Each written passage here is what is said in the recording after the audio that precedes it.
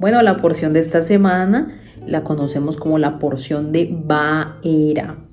Va'era significa me aparecí o se le apareció. En esta ocasión, el Creador bendito se le presenta a Moisés. Le dice, mira, yo me presenté a tus padres, Abraham, Isaac y Jacob, como el Shaddai, ¿sí? Pero con mi nombre eterno no me di a conocer a ellos. Entonces aquí viene el gran secreto del tetragramatón, el nombre de 4 letras, que en realidad son 5 letras. Entonces, esta paracha nos va a estar contando cuando el Eterno le dice, listo, Moisés, vas a tener que ir a Faraón y hablarle, y si él se endurece, vamos a herir la tierra de Egipto, o tú vas a ser el instrumento para herir la tierra de Egipto. Y así ocurre. Moisés, después de ese encuentro personal con el Eterno, va a donde Faraón con su hermano Aarón, y aquí aparece el episodio cuando la vara de Aarón se convierte en una gran serpiente que se traga a las demás serpientes de las magias impuras de los magos egipcios. Después el corazón del faraón es endurecido y Moisés coloca la primera plaga sobre el río Nilo. Después viene una horda de ranas, infinitas de ranas, infesta todo el país por la mortandad de estas ranas. Y así sucesivamente, piojos circundan y es una plaga terrible en Egipto, igualmente como las úlceras malignas sobre los animales domésticos que los mata, también gran pestilencia en toda la tierra de Egipto, y cierra con la plaga del granizo y la plaga que es fuego y granizo, ¿no? Destruyendo todas las cosechas de Egipto. Con lo cual ya Egipto está devastado, pero Faraón insiste en endurecer su corazón, no dejar ir al pueblo hebreo a servir al Eterno. Estos son los temas que va a estar tocando la paracha. Quédate para que escuches de qué se trata y cuáles son los grandes secretos ocultos en esta paracha y qué tienen que ver contigo. No te muevas. ¿Qué significa entonces? Y es algo muy interesante, es una pregunta que debemos hacernos en esta paracha Va'era, que Dios no se le manifestó a los patriarcas como Yud-Kei Bat-Ket, sino como El Shaddai.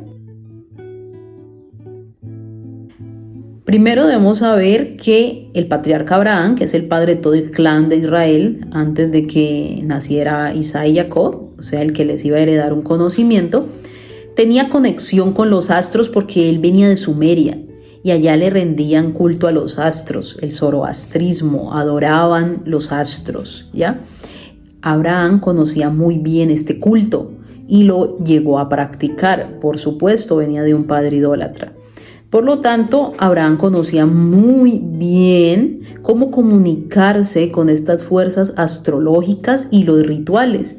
Es tan así que nos cuenta el Sefer Yetzirah que él fue el que plantó o hizo un horóscopo por primera vez y lo heredó a los hijos de Oriente, es decir, a los chinos y todas estas culturas. Porque estamos hablando no en orden cronológico, sino que estamos hablando de algo muy metafísico. Por lo tanto, Abraham, al tener esta conexión con los astros, adoraba a los demonios. ¿Por qué? Se preguntarán ustedes. La sabiduría Nistar nos dice que a los astros se le conocen como las Kiplos, cascarones o demonios. Por lo tanto, Abraham tenía conexión, era con los demonios. Es interesante porque la palabra demonios en hebreo se escribe Shet, Shindalet. Pero Abraham pasó de grado porque cuando Abraham comenzó a meditar, a autocontemplar, agregó una yud a la palabra chet, quedando así Shin Dalet Yud, Shaddai. ¿Ok?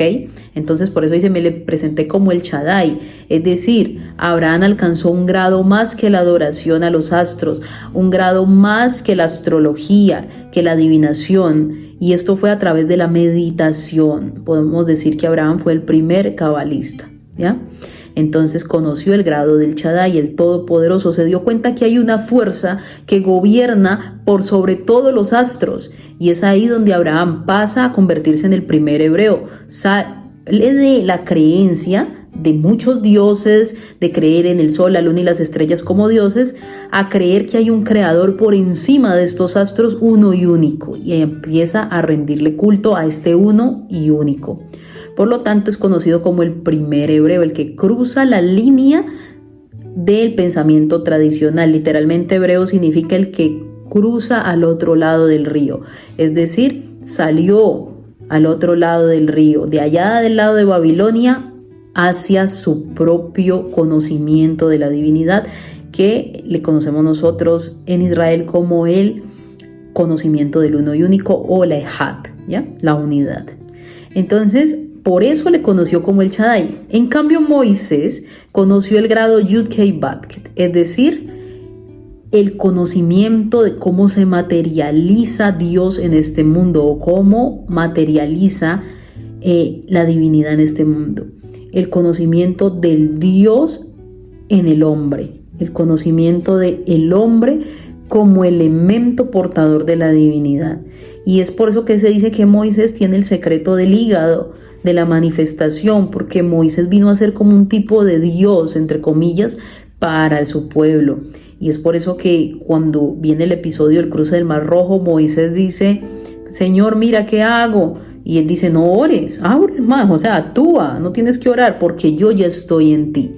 Entonces Moisés trae el conocimiento del uno y único en nosotros, la unificación del uno y único, de la Yud, de la Hei, de la Bad y de la Hei en nosotros. Curiosamente, el Arizal dice, no tiene 4 letras el tetragramatón, tiene 5, porque el tetragramatón en toda la Torah aparece con la Yud con una espina. Es decir, la Yud y la espina de la Yud forman básicamente 5 letras en realidad.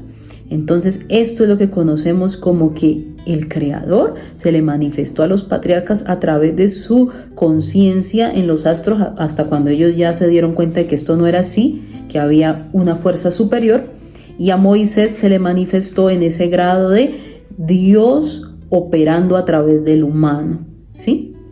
Es un misterio bastante hermoso, el secreto de la manifestación y el secreto de la fuerza del hígado. En la parashá Vaerá, que significa y se le apareció, aparece un problema congénito de nuestro gran profeta Moshe, y dice que él era de labios incircunciso.